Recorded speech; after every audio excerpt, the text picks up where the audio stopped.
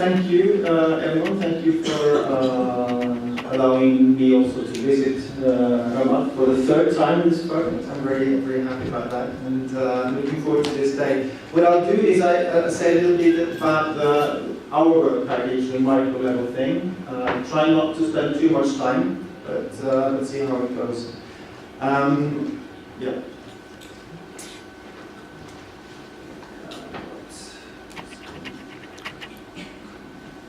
Sorry about that, I need to follow my slides.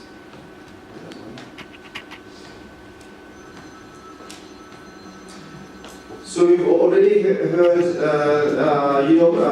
the country coverage, that we talk about young women and men or youth. Now, Daniela mentioned that the youth concept it's used in different ways by different people at different times, and we have had struggles with it as well. For practical reasons, the work package for mainly concentrated on young people aged 18 to 29, although, as you may know, youth is also a concept applied to much younger people. In the project, we had, I have to say, all 12 partners were involved in preparing design and working out and defining exactly what we were to do, but we had country partners listed on the slide. It's Mohammed Sanki in Morocco, the Youth Observatory in Tunisia, American University of Cairo in Egypt, Birzeit University in Palestine, we had American University of Beirut in Lebanon, and we have Big University with partners in Turkey. The thing is that in addition to all these partners, we also have other local partners at the ground level that help us implement the actual service, like Pollen Institute. So it's a big crowd involved in generating the data on the project. We also had other partners more heavily involved in the work package, like the SOAS from Britain and the CNRS, IFCO, the French Institute. So there were a lot of people involved. Next.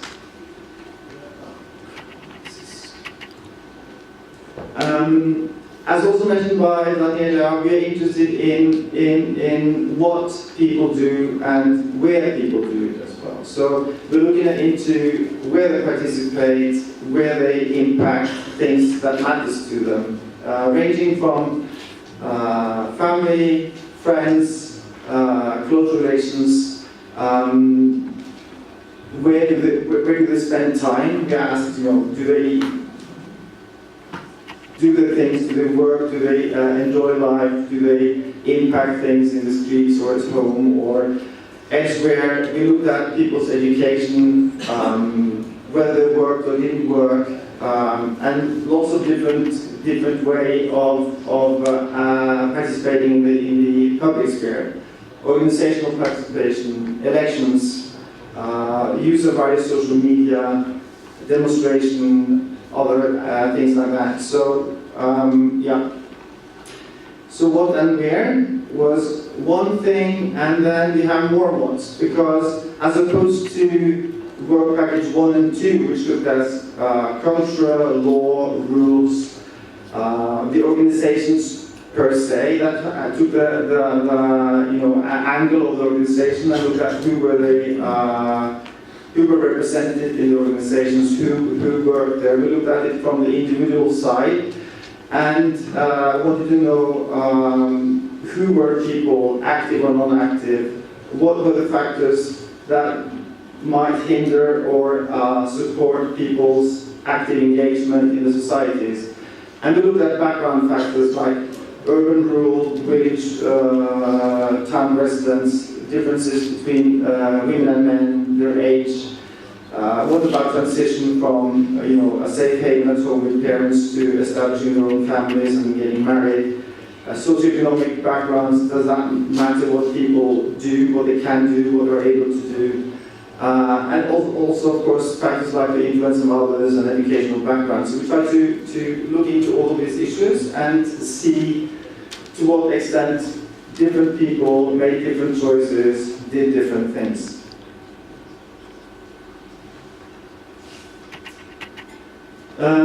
But beyond looking at the what and where, we also inquired about what people thought about different things. If they were happy in life, if they were happy with education, if education prepared them for work life, if they were working, if they were happy with their employers, if they were happy with the salaries, if they were in organizations, did I think that was a good place to impact things? Were organizations happy with their participation, or more generally, do all you think that organization life is good for them anyway? Do they welcome them as you? Do they appreciate their efforts? Are there space for them? We asked a bit, or quite a lot actually, about different social media. And how youth use social media, but also whether they thought social media and other avenues for expression like party politics and protest, demonstration, etc., where they thought that would be adequate and useful for youth in voicing their concerns and interests. One question that we will probably return to later today is about whether youth thought governments were doing enough to fight for their rights and do enough to combat unemployment. We asked the same questions about trade unions and other organizations as well.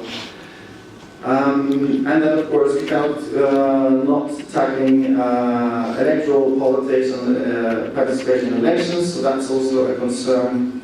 And there are a number of other issues. Gender equality is also tackled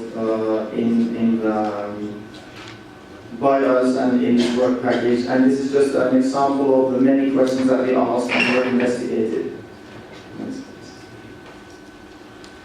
So how did we do that? Daniela already mentioned the quantitative data, and some of you also, other people that this morning mentioned. So yes, we have collected survey data in all 6 countries.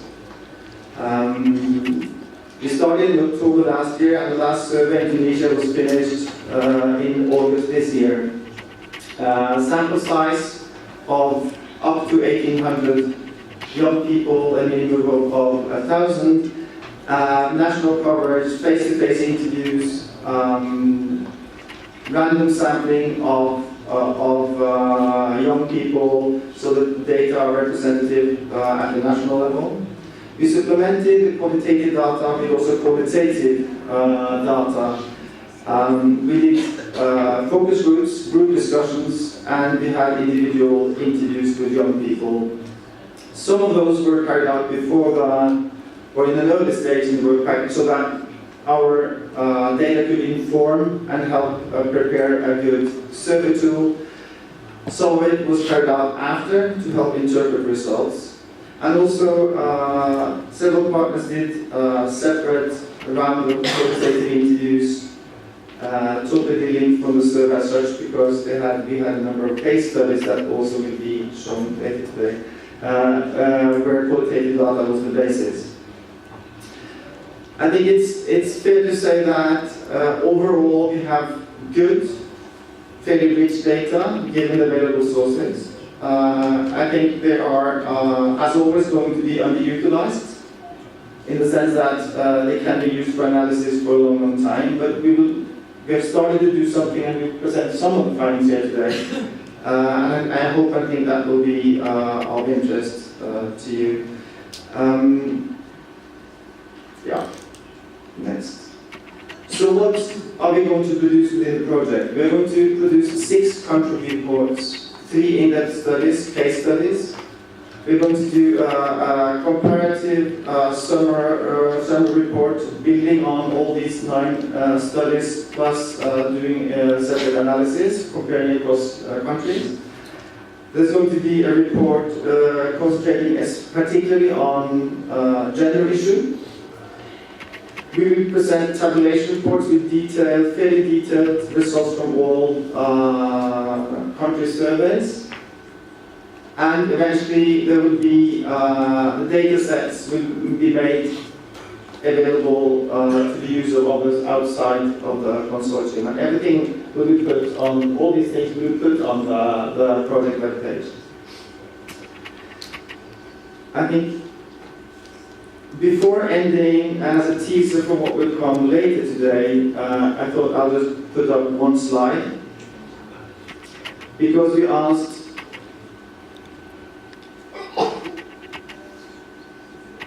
do you feel, to what extent do you feel satisfied with life these days? And on the screen now you have the results for 5 of the countries. And you clearly see that there are some differences. Overall, about 60, 70, up to 80% say they're rather or very satisfied with life. On the screen you see that Tunisian Palestinian youth are clearly more dissatisfied, less happy, less content with life than people in the other countries. Egypt is not on the screen because we asked slightly differently in Egypt. But also in Egypt, about 60% said they were rather or very satisfied with life. To some of you, that this finding might be surprising, but for those of us who have been doing polls in the region for the last decades, we know that people tend to express a lot of satisfaction despite living under precarious and very poor circumstances. So, well, I do believe that some of the presenters today will lean on this and maybe try to explain why we get this picture. At least that's what I hope. So, that's it.